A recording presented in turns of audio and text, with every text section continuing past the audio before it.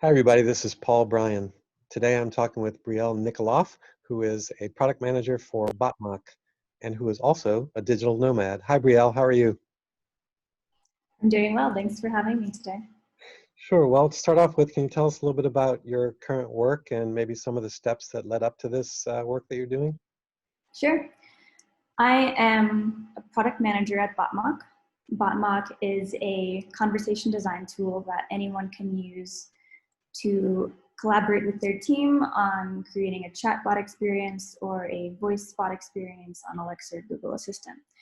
So I got into this field after having studied linguistics in college and immediately started working in conversation design, specifically in voice, or VUI, voice user interface design.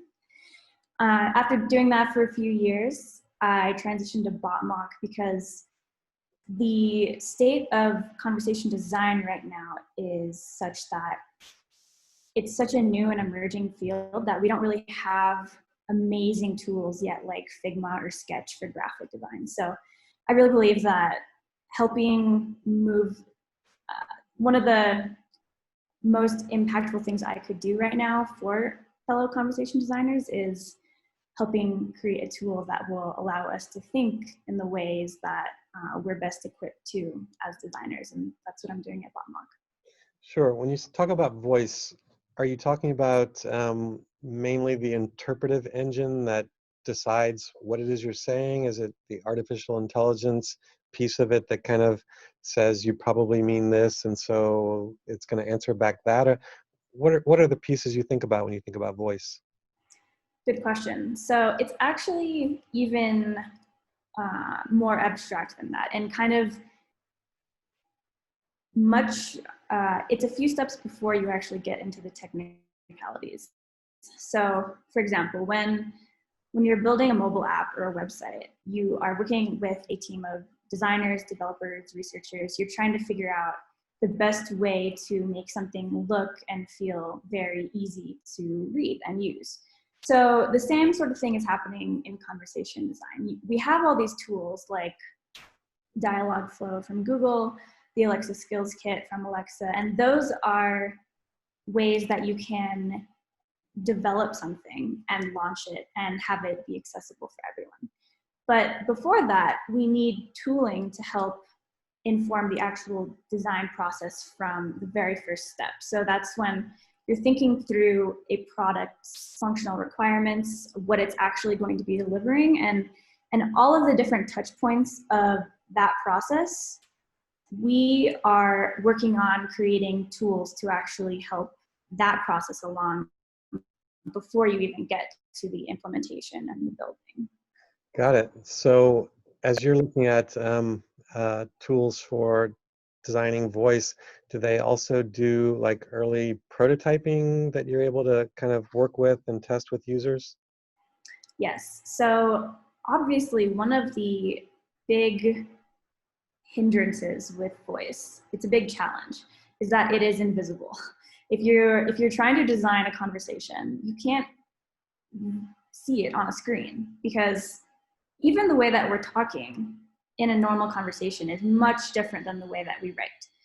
So that in and of itself is one of the reasons we really need dedicated tools to voice design. And one of the ways that voice designers have started to address this is by doing things like, even before you start creating any kind of flowchart, you create a sample dialogue. And that is just a quick back and forth of what is it going to sound like? And then you're supposed to kind of like say it out loud too, because oftentimes when you write it down and you draft it and then you say it, it sounds like totally awkward, because that's just not how you talk.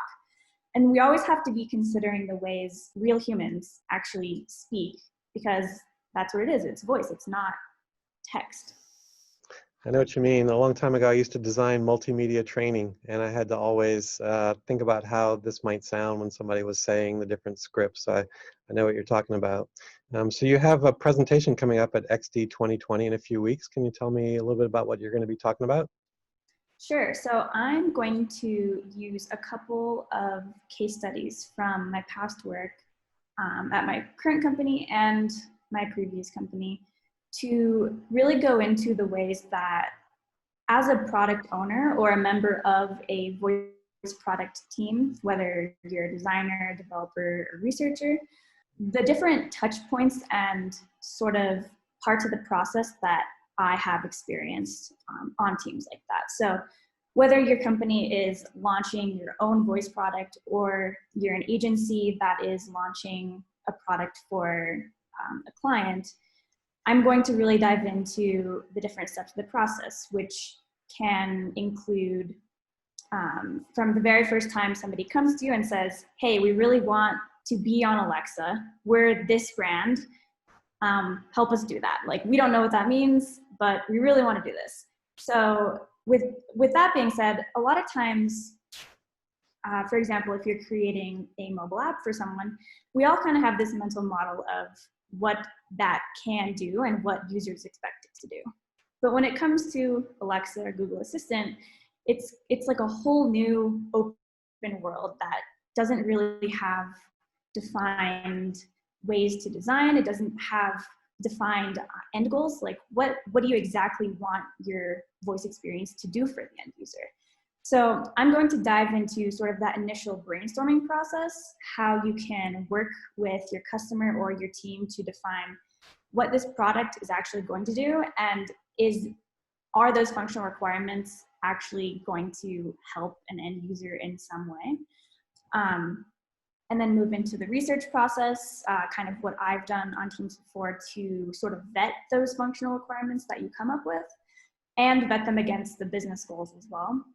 And then how we designed and built out the process, how we keep everybody in the loop, what tools we were using for that, and then the ways that you market it, because it's much different, again, than marketing an app. You have to be very creative in the ways that you're creating awareness about it. Awesome. And then finally, once you launch it, you need to be measuring whether it's successful or not. So I'll be going into some KPIs and some ways to be sort of monitoring how people are using it, if they are getting out of it what you intended for them to, and how you can kind of make that an iterative process. Sounds outstanding. I'm looking forward to it. Well, thanks so much for talking with me today. Thank you too. I'm very excited for it.